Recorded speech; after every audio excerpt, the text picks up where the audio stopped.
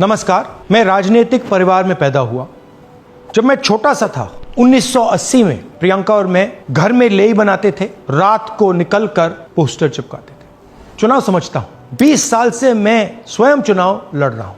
Polling कैसे होती है, पोलिंग बूथ कैसे मैनेज किया जाता है, वोटर लिस्ट, फॉर्म 17, ये सब मैं गहराई से समझता हूं। कुछ समय पहले हमें दाल में काला लगा। चुनाव के नतीजे आते थे, मूड एक तरीके का होता था, रिजल्ट दूसरे तरीके का। मुझे याद है उत्तराखंड में हम चुनाव हारे।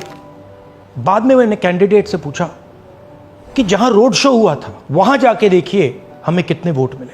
हजारों लोग आए थे, पोलिंग बूथ में किसी ने वोट नहीं किया। यह असंभव था, यह हो ही नहीं सकता। उसके बाद छत्तीसगढ़ और मध्य प्रदेश के रिजल्ट, हमें लगा कुछ ना कुछ गलत हो रहा है। 2018 में मध्य प्रदेश में चुनाव होता है, हम जीतते हैं। हमारी सरकार चोरी हुई थी। 2023 में चुनाव होता है, मैंने अपने आंखों से भारत जोड़ो यात्रा में देखा, भयंकर एंटी इनकम्बेंसी, और हमें 65 सीट मिलते हैं। इम्पॉसिबल, हो ही नहीं सकता। और फिर महाराष्ट्र में पहली बार हमें सबूत मिला। विधानसभा और लोकसभा के बीच में जादू से नए वोटर आते हैं, और जहां भी इन नए वोटर्स ने वोट किया वहां वोट बीजेपी को गया। महाराष्ट्र चुनाव के बाद जब हमें डाउट हुआ, हमारे गठबंधन के सारे नेताओं ने प्रेस कॉन्फ्रेंस किए और हमने इलेक्शन कमीशन से कहा कि आप हमें वोटर लिस्ट दीजिए, वीडियो रिकॉर्डिंग दीजिए। इलेक्शन कमीशन ने मना किया। ना उन्होंने हमें वोटर लिस्ट दी और ना उन्होंने वीडियो रिकॉर्डिंग दी। डाउट हुआ, क्यों नहीं दे रहे, क्या कारण है? तो हमारे दिमाग में सवाल उठा, क्या इलेक्शन कमीशन बीजेपी की मदद कर रहा है? क्या इलेक्शन कमीशन ही इलेक्शन को चोरी करवा रहा है? इसके बाद हमने एक टीम सेटअप की और हमने उन्हें कहा कि आप जाइए, एक कंस्टिट्यूएंसी में जाके ढूंढिए, सच्चाई ढूंढिए, किस प्रकार से चीटिंग की जा रही है, किस प्रकार से यह काम किया जा रहा है और कौन कौन इस काम को कर रहे हैं। सबसे महत्वपूर्ण बात यह है कि इलेक्शन कमीशन डिजिटल डेटा नहीं देता है, फिजिकल डेटा देता है। मतलब लाखों कागज में वोटर लिस्ट दे देगा, मगर डिजिटल वोटर लिस्ट किसी को कभी नहीं देता है। क्यों नहीं देता? कारण क्या है? कारण है कि अगर डिजिटल डेटा मिल जाए तो इलेक्शन कमीशन की सच्चाई पूरे देश को पता लग जाए। हमने टीम को बताया, मैंडेट दी कि आप जाके चेक कीजिए, आप 5-7 सीटों पे पता लगाइए कि चीटिंग हुई, और अगर हुई तो कैसे हुई। टीम ने हमें एक दिन बताया कि 5-7 सीटों पे काम किया ही नहीं जा सकता। क्यों? मैंने उनसे पूछा क्यों नहीं किया जा सकता। उन्होंने मुझे ये कागज दिखाए। ये जो कागज हैं, ये एक लोकसभा के कागज नहीं है, ये एक विधानसभा के कागज है, और इन कागजों को हमने मैन्युअली सॉर्ट करना पड़ा। और पूरा का पूरा काम जो हुआ है, इसमें 6 महीने लगे हैं, और एक असेंबली सीट में हम ये काम कर पाए हैं। क्यों? क्योंकि डिजिटल डेटा नहीं दिया जाता। अगर इलेक्शन कमीशन ने हमें डिजिटल डेटा दिया होता तो हम ये कार्रवाई पूरे देश में, हर लोकसभा में, हर विधानसभा में 15 मिनट में करके दिखा देते। हमारे पास अनलिमिटेड रिसोर्सेज नहीं है, इसलिए हमने ये रिसर्च सिर्फ एक लोकसभा में, एक विधानसभा सीट में की। मगर मुझ में अब पूरा भरोसा है कि ऐसी 100 से ज्यादा सीटें हैं हिंदुस्तान में।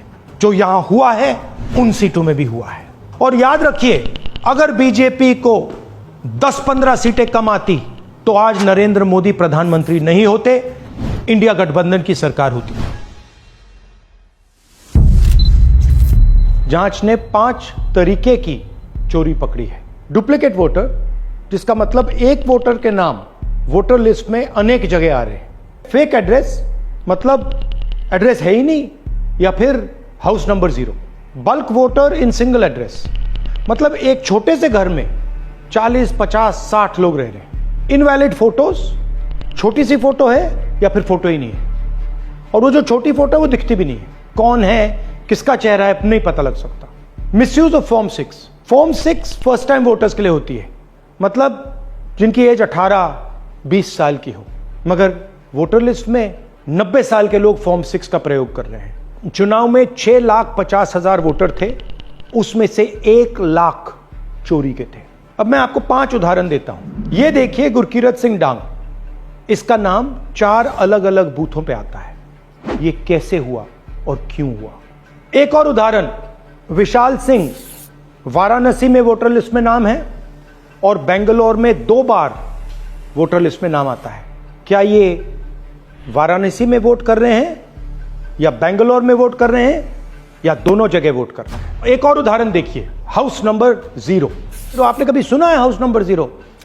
हमने तो नहीं सुना था, मगर बेंगलोर में हजारों हाउस नंबर 0 हैं वोटर लिस्ट पे। हाउस नंबर 35 की कहानी सुनिए। छोटा सा घर है, ज्यादा से ज्यादा 4 लोग रह सकते हैं, मगर इस 35 में 80 लोग वोटर लिस्ट में रजिस्टर्ड है। ये ईआरओ ने कैसे अप्रूव किया, क्यों अप्रूव किया, पता लगाना है। अच्छा, अब ये देखिए वोटर लिस्ट, इनकी फोटो देखिए, या फोटो है ही नहीं या फिर छोटी छोटी फोटो है जो दिख नहीं सकती। इन वोटर आईडीज पे वोट दिया गया है। अब मैं आपको बताता हूं शकुन रानी की कहानी। फर्स्ट टाइम वोटर बनी है, 70 साल की आयु है। एक बार फॉर्म 6 का प्रयोग किया और उसके कुछ ही महीने बाद दूसरी बार फॉर्म 6 का प्रयोग होता है। 2 बार इनका नाम वोटर लिस्ट में आता है और फर्स्ट टाइम वोटर की लिस्ट में आता है।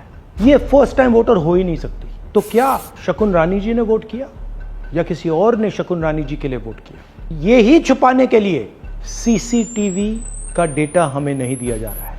और ये शकुन रानी जी अकेली नहीं है, ऐसे हजारों लोग हैं जिन्होंने फॉर्म 6 का प्रयोग करके 2-3 बार वोटर लिस्ट में नाम डाला है। हमने पहले इलेक्शन कमीशन से इलेक्ट्रॉनिक वोटर लिस्ट मांगी थी, सीसीटीवी फुटेज मांगी थी। उन्होंने अपना काम नहीं किया, हमें नहीं दिया। फिर हमने अपना इन्वेस्टिगेशन कराया, आरटीआई भरे और हमारे पास डेटा आया। भाइयों और बहनों, सच्चाई यह है कि हिंदुस्तान में इलेक्शन कमीशन और बीजेपी मिलकर इलेक्शन चोरी कर रहे हैं। यह पूरा का पूरा सबूत ब्लैक एंड व्हाइट में आज हमने आपको दिया है। इलेक्शन कमीशन जानता है कि हमने उनकी चोरी पकड़ ली है, इसीलिए एसआईआर आया है। यह एसआईआर जो है इंस्टीट्यूशनलाइज चोरी है। इलेक्शन कमीशन खुलकर बिना डरे बीजेपी के साथ मिलकर चोरी कर रहा है। और ये जो एसआईआर है, इसका लक्ष्य गरीबों का जो हक है, उनका वोट जो है, उनसे चोरी करने का है। मैं आपको एक और बात बताना चाहता हूं। इस पूरी इन्वेस्टिगेशन में हमने वोटर एडिशन को देखा है, मगर जितना एडिशन होता है शायद उससे ज्यादा डिलीशन होता है, सबट्रैक्शन होता है। तो ये सिर्फ एक मेन तरीका हमने पकड़ा है, दूसरे तरीके पे हमने इन्वेस्टिगेशन की ही नहीं है अभी। मैं इलेक्शन कमीशन और इलेक्शन के ऑफिसर्स को साफ कह रहा हूं, आप जो कर रहे हो गलत कर रहे हो, ये ट्रीजन है, देश के खिलाफ है। ये मत भूलिए, टाइम आएगा हम आपको पकड़ेंगे, बचने वाले नहीं हो। It is critical that we expose voter चोरी।